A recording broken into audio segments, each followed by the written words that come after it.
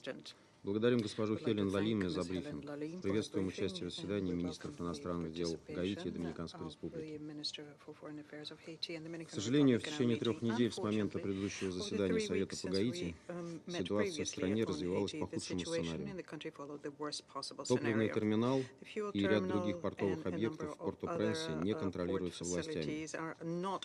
Это обострило и без того кризисное политическое, социально-экономическое и гуманитарное положение в Гаити. Насколько мы знаем, преступные группировки препятствуют выезду из столицы, что ограничивает передвижение людей, лишает их возможности получать базовые товары и услуги. В стране практически тотальный дефицит от медикаментов до продовольствия и воды. На улицах Порто-Пренса и других городов царит насилие и беззаконие. Наблюдаемый в настоящее время паралич всей институциональной системы государства paralysis that is of the entire institutional system of governance nullifies all of the efforts to rectify the situation in other areas. And in addition to all of the woes of the Haitian people, there is also an outbreak of cholera that needs to be added. And of course, all of these issues are interlinked and do not have a simple solution. The root cause lies in the stagnating political process. In this regard, we see no alternative to returning the Haiti situation in the constitutional order through dialogue with the participation of broad strata of the Haitian society, conducting elections and reforms. As noted in the Secretary General's report, a necessary precondition to improve the security situation in the country is exactly that, resolving the political crisis. We also took note of the report by the government of Haiti about the national dialogue process. We note the positive role played by the United Nations Integrated Office in moving that forward. We understand that the problems in the negotiating process are linked with the worsening situation with insecurity and lawlessness. Nonetheless, we call upon all parties to give up their differences of the moment and to continue negotiations. As stated in the government's document, the humanitarian crisis in the country needs to become an incentive for all players to understand that the interests of the society need to become the highest priority. Уважаемые коллеги, на общей ситуации в стране, безусловно, сказывается и то, что гаитяне пока так и не дождались открытого и полного расследования убийства президента Моизе. Более года спустя этой ужасной трагедии, которая потрясла Гаити и в значительной степени стала триггером сегодняшнего кризиса, обществу не предъявлено никаких вызывающих доверие версий, объясняющих участие в том числе в этом преступлении граждан иностранных держав. В этом контексте подчеркиваем, что внешнее вмешательство в политические процессы Гаити, подчинение этой страны амбициям известных региональных игроков, рассматривающих американский континент как свой внутренний двор, недопустимо.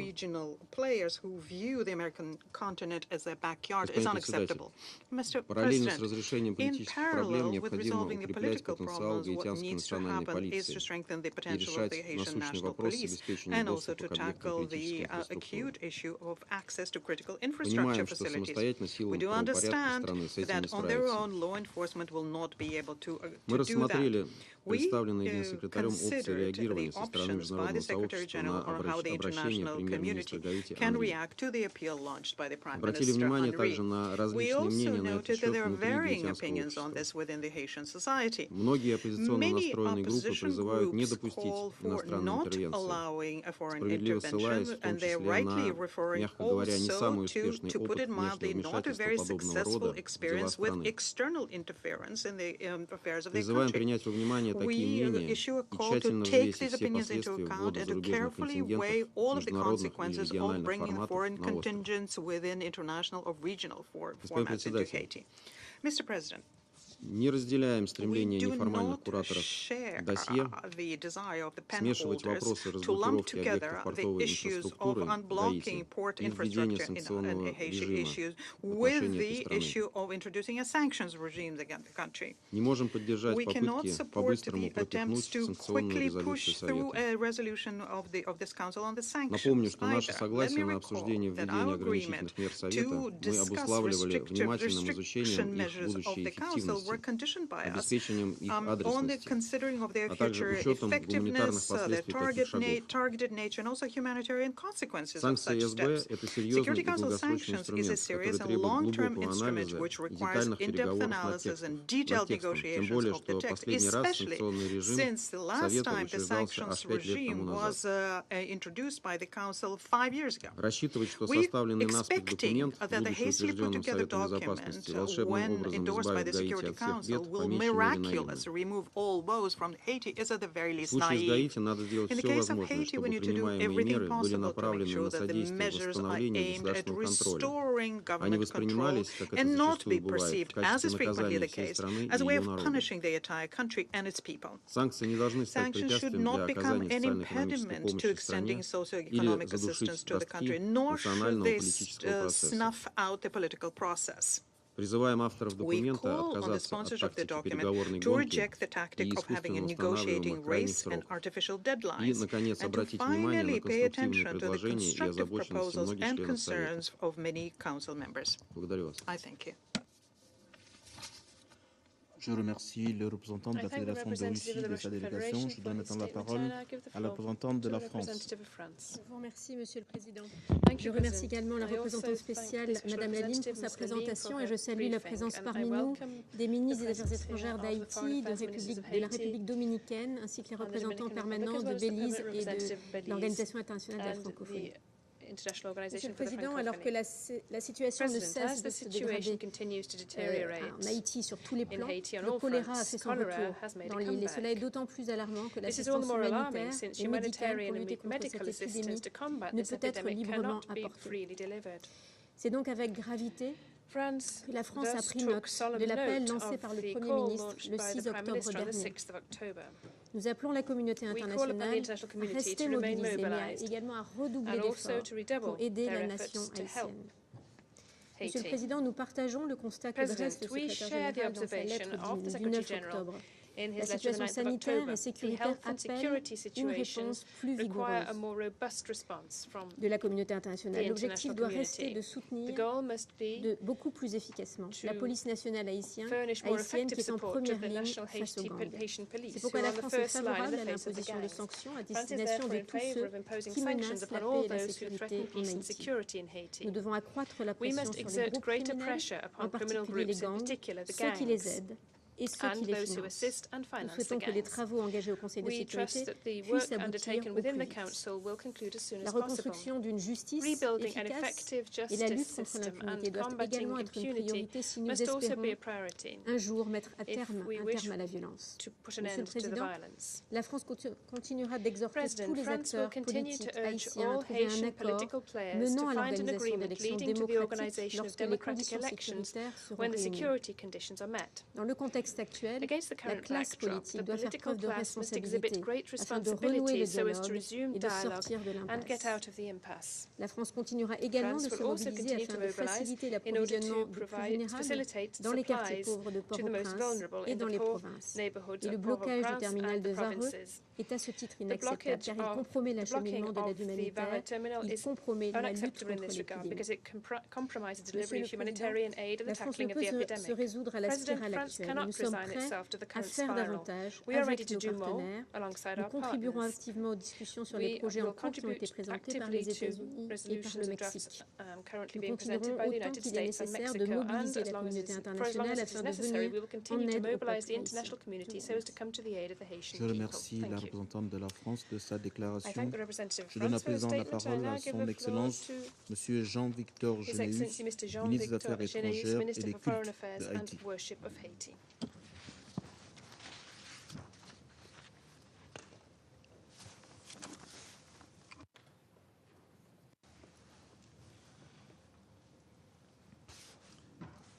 Excellence, Monsieur le Président du Conseil de sécurité, Excellences, Mesdames, Messieurs les ambassadeurs, Madame la représentante du secrétaire général, qu'il me soit permis d'abord de saluer la présidence gabonaise du Conseil pour le mois d'octobre.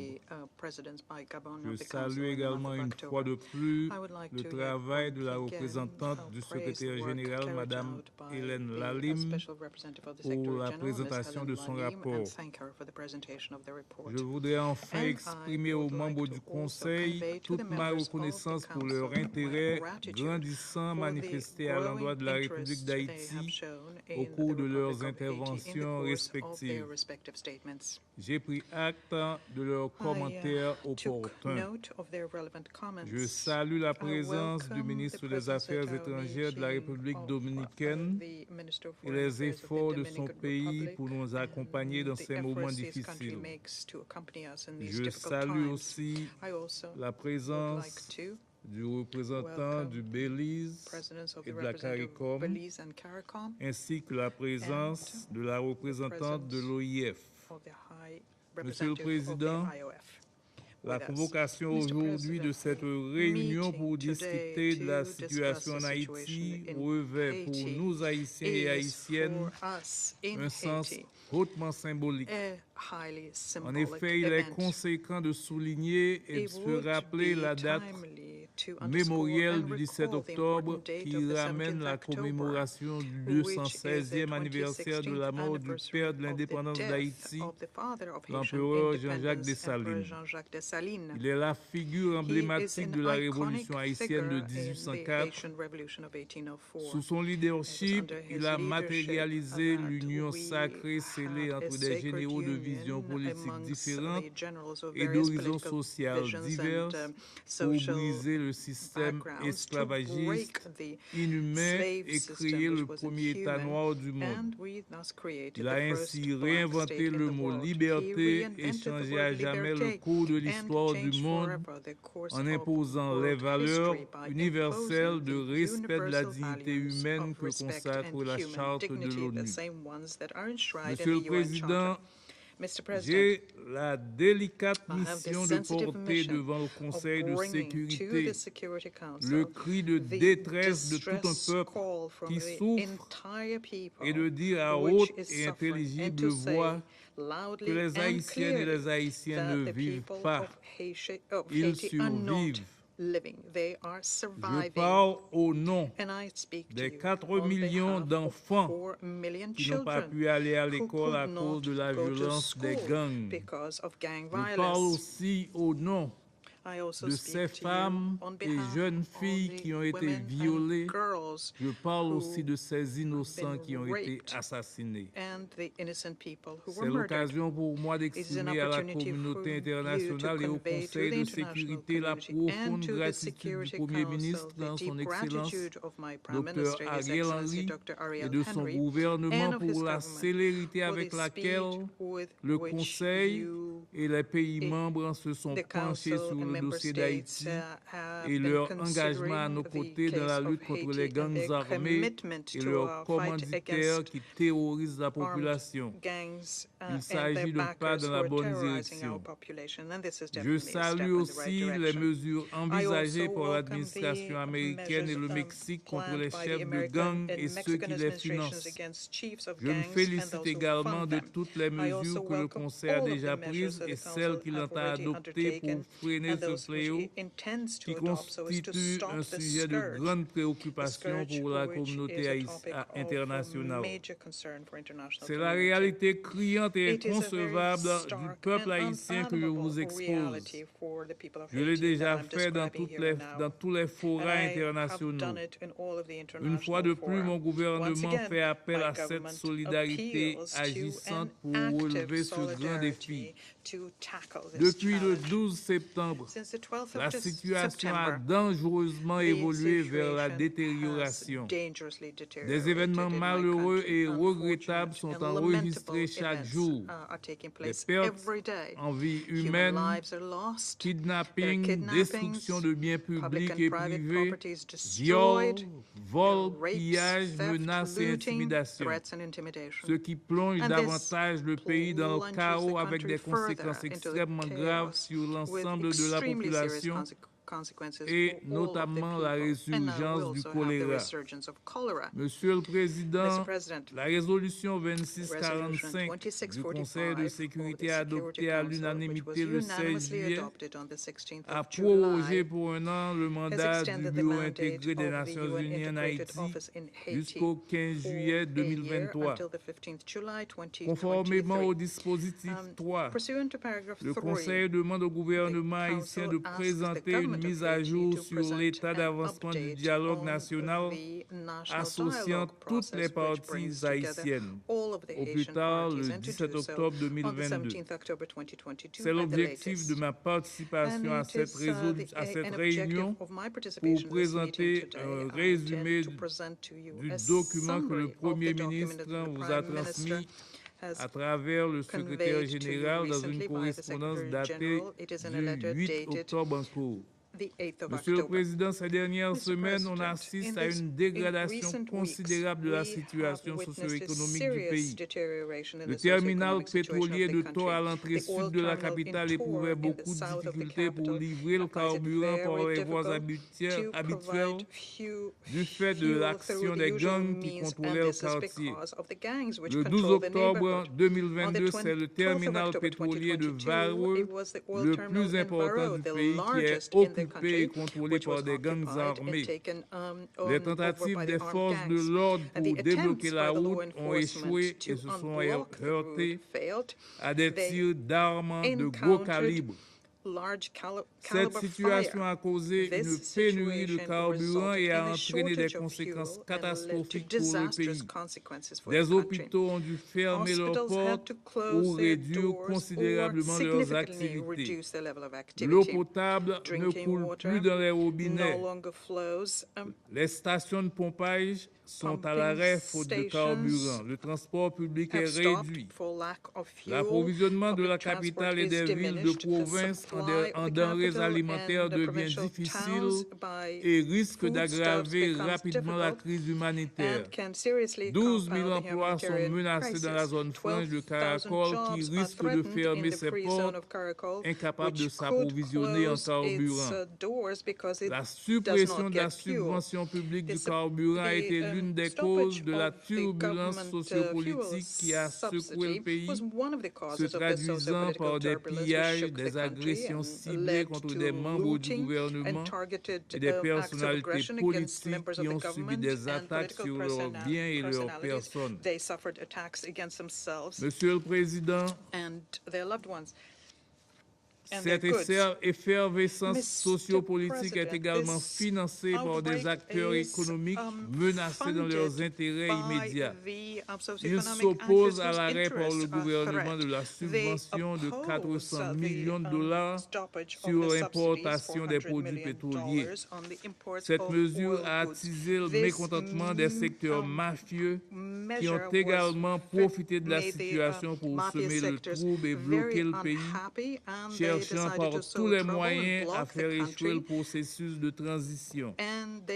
C'est dans cet environnement instable et dangereux que vit la population haïtienne désemparée et qui affronte le terrible quotidien. C'est avec impatience qu'elle attend le retour à la normalité et surtout à la sécurité, le premier des biens. Il devient urgent pour Haïti d'avoir un soutien robuste qui viendrait en appui à la police nationale en vue de juguler la crise humanitaire en neutralisant les gangs armés pour garantir la libre distribution du carburant et faciliter la reprise des activités. Dans ce contexte, le Premier ministre, son Excellence Dr. Ariel Henry, mandaté par le Conseil des ministres, a adressé le 8 octobre en cours une lettre au secrétaire général Antonio Guterres sollicitant la solidarité agissante des pays amis d'Haïti. Monsieur le Président, en ce qui concerne l'état d'avancement du dialogue national associant les parties haïtiennes, il convient, outre les différentes initiatives prises par le gouvernement et les principaux résultats obtenus depuis la prise de fonction du Premier ministre Ariel Henry en juillet 2021, de mettre en exergue pendant la période 10 post-résolution les principaux faits marquants des pourparlers politiques accomplis. L'initiative de la Troïka, secteur universitaire, secteur privé, secteur religieux, comme facilitateur avec le support du BINU. En dépit des efforts déployés, elle n'a pas apporté des résultats encourageants. La commission de dialogue du 11 septembre 2022 est une initiative personnelle du Premier ministre, entamée notamment avec la visite au domicile de certains leaders du groupe Montana. Cette initiative appelée Compromis national, engagée par des personnalités de la société civile haïtienne avec le soutien du BINU, est celle qui a suscité beaucoup d'espoir. En effet, un certain nombre de concessions majeures ont pu être réalisées de part et d'autre. Cependant, l'incompréhension des uns et l'intransigeance des autres ont fait capoter à la dernière minute un compromis trouvé avec une branche du groupe Montana. En vue d'élargir le cadre des négociations, le Premier ministre a associé le secteur privé aux discussions sur le devenir du pays.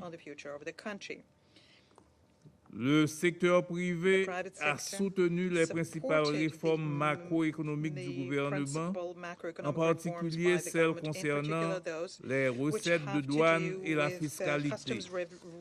Le document de compromis national subventionné a été partagé avec le secteur privé qui est conscient d'un pacte national pour la mise en œuvre d'un plan de développement pour les 20 prochaines années. Les acteurs concernés semblent vouloir adhérer ouvertement à la démarche et seraient prêts à signer le compromis aux côtés des secteurs politiques et de la société civile. Le secrétaire général, dans sa lettre du 9 octobre au Conseil, pour donner suite à la demande du gouvernement haïtien, avait précisément exhorté la communauté internationale, y compris les membres du Conseil, à examiner en urgence la demande du gouvernement haïtien pour faire face à la crise. Monsieur le Président, Haïti est aujourd'hui confronté à des défis sécuritaires, politiques, économiques et sociaux majeurs. La crise humanitaire et la résurgence du choléra exacerbe la situation. Pour finir, je renouvelle l'engagement du gouvernement haïtien à redoubler d'efforts en vue d'arriver à une entente politique qui permettra de rétablir les institutions démocratiques par l'organisation des élections générales dès que les conditions de sécurité seront réunies pour remettre le pouvoir à des élus démocratiquement et librement choisi par le peuple. Je vous remercie de votre attention. Je remercie son Excellence, M. Généus, de sa déclaration. Je donne maintenant la parole à son Excellence, M. Roberto Alvarez Gil, ministre des Affaires étrangères de la République dominicaine. Muchas gracias, señor presidente. Miembros del Consejo, embajadora Lalín, ministro Geneus, representantes de CARICOM y la francofonía. Bastante se ha dicho y escrito acerca de la crisis que amenaza la existencia de buena parte del pueblo haitiano, que sufre estoicamente una aterradora normalización de la violencia, la degradación del medio ambiente y la salud, que ha consternado a la comunidad internacional. Agradecemos a los miembros del Consejo de Seguridad su empeño en responder a esta situación de emergencia y al secretario general por sus importantes esfuerzos en impulsar esta dinámica en seguimiento a la crisis haitiana. En los actuales momentos, a la luz de lo que ya todos sabemos, es legítimo esperar que el Consejo de Seguridad responda favorablemente a las repetidas solicitudes de acción, en particular a las de las propias autoridades haitianas, formuladas al Consejo y a la comunidad internacional de asistencia urgente para frenar los excesos, tropelías y crímenes de las pandillas armadas. Estos delitos afectan gravemente el bienestar del pueblo haitiano, privándole el acceso a los alimentos y los servicios básicos de salud, que, según un informe de la BINU, victimiza especialmente a mujeres y menores de edad, y como hoy nos ha informado la embajadora Lalín. Nuestro país ya ha manifestado su respaldo y hemos actuado acorde a la solicitud de ayuda hecha por el primer ministro de Haití. Asimismo, apoyamos firmemente un régimen de sanciones y de embargo de armas que sean aprobadas por el Consejo de Seguridad contra individuos e instituciones, tal y como ya hizo nuestro gobierno. Como si tales calamidades fueran pocas, ha surgido un brote epidémico de cólera en Haití que podría significar la pérdida de miles de vidas adicionales. Por su forma de propagación y nefastos efectos producidos en el pasado reciente, la comunidad internacional debe actuar con presteza. Frente a este patético drama, lo que esperan las autoridades y el pueblo haitiano es una respuesta efectiva que abra alguna esperanza de alivio a las catastróficas consecuencias que vive en la actualidad. Como ya hemos afirmado, todos los esfuerzos en procurar un ambiente de paz en ese país deben ser paralelos a un proceso político inclusivo, liderado por los propios haitianos, en aras de alcanzar la necesaria unidad nacional para abordar las causas fundamentales de su prolongada crisis. Sin embargo, nos encontramos en un punto de inflexión cuya prioridad es pacificar y llevar toda la ayuda humanitaria posible para paliar la desesperación que vive la población haitiana. Entre tanto, en vista de esa alarmante situación sanitaria y dada la facilidad y rapidez natural para la propagación de enfermedades, nuestro país está realizando programas de salud y vigilancia epidemiológica activa a nivel fronterizo, junto a otras medidas para prevenir a la población dominicana de esa amenaza sanitaria. Señor Presidente, estamos frente a una crisis humanitaria y de inseguridad sin precedentes en Haití. Es menester abordarla con la urgencia que amerita el caso. No hay tiempo que perder. Apelamos una vez más al Consejo de Seguridad a que utilice todos los recursos y medios a su alcance para revertir el curso de esta situación y evitar de forma efectiva que la misma desborde las fronteras de nuestro vecino país. 11 millones de haitianos lo reclaman ante el único organismo multilateral que tiene el mandato y la responsabilidad de realizarlo. Señor Presidente, lo tenemos claro que el mandato principal de este Consejo de Seguridad es mantener la paz y la seguridad internacional.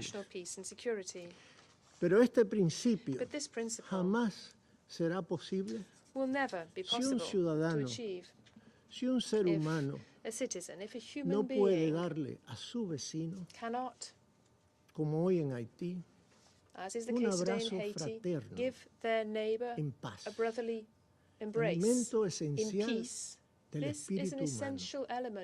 Muchas gracias. Je remercie Son Excellence Monsieur Alvarez Hill de sa déclaration. Je donne maintenant la parole au représentant du Belize. Mr. President, I have the honor to deliver this statement on behalf of the 14 member states of the Caribbean community. We thank Special Representative of the Secretary General, Ms. Hélène Lalim, for her briefing and appreciate BNU's efforts in Haiti's stabilization process. Mr. President, CARICOM remains extremely concerned about the situation in our sister nation, Haiti. Peace, security, stability, and prosperity are legitimate aspirations of all peoples, and they are long overdue for the Haitian people. However, there can be no lasting stability in Haiti without a long-term strategy for sustainable development which seeks to strengthen this country's institutions and its economy. Unquestionably, a crucial aspect of stability is security. And in Haiti, gang violence, sexual and gender-based violence, and kidnappings continue unabated, eroding the security landscape, plunging the country into lawlessness, claiming hundreds of Haitian lives, and disrupting the proper functioning of Haitian society.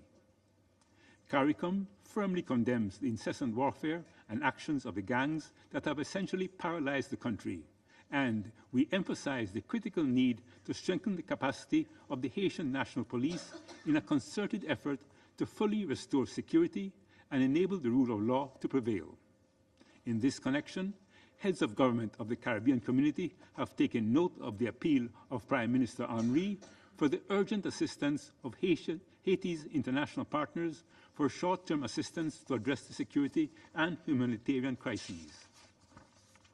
CARICOM heads of government are therefore undertaking internal consultations to determine how best to respond to the call from Prime Minister Henry for assistance.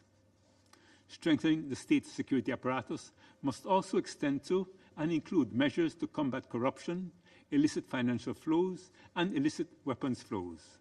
The amalgamation of these scourges is a direct threat to the people of Haiti and can have a dangerous destabilizing spillover effect on neighboring states in the region.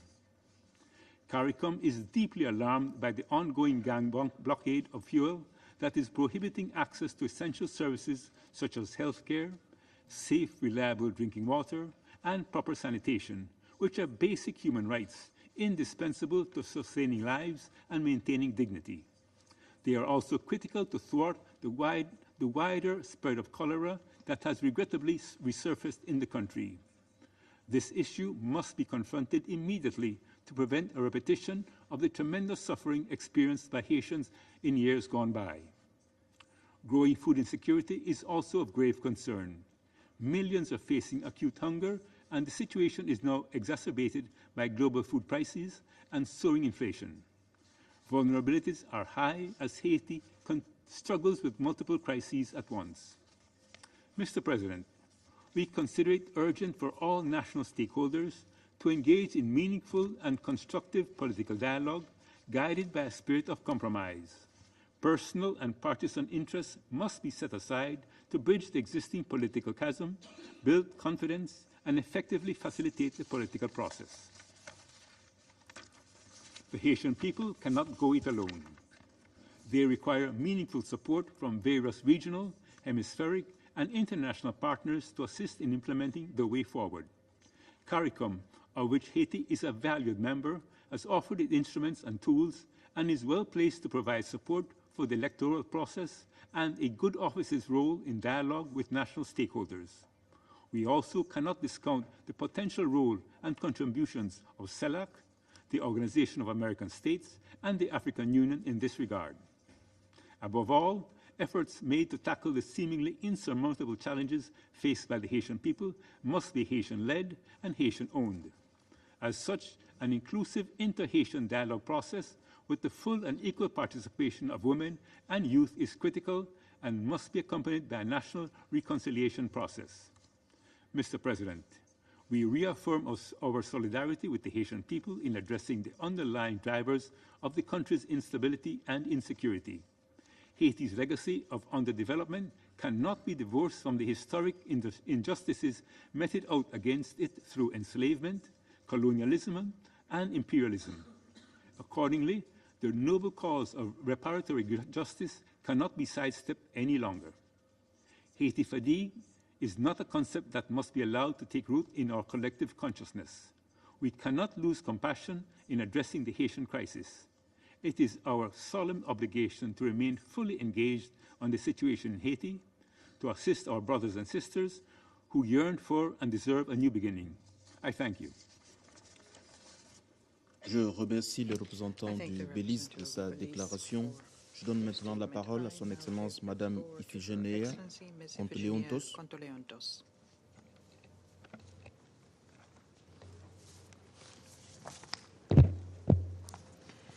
Monsieur le Président, Mesdames, Messieurs les membres du Conseil, au nom de la secrétaire générale de la francophonie, Son Excellence Madame Louise Mushekibabou, je voudrais remercier le Conseil de sécurité et son président d'avoir bien voulu inviter l'OIF à cette séance consacrée à la situation en Haïti. Je remercie la représentante spéciale du secrétaire général, chef du BNU, pour son exposé.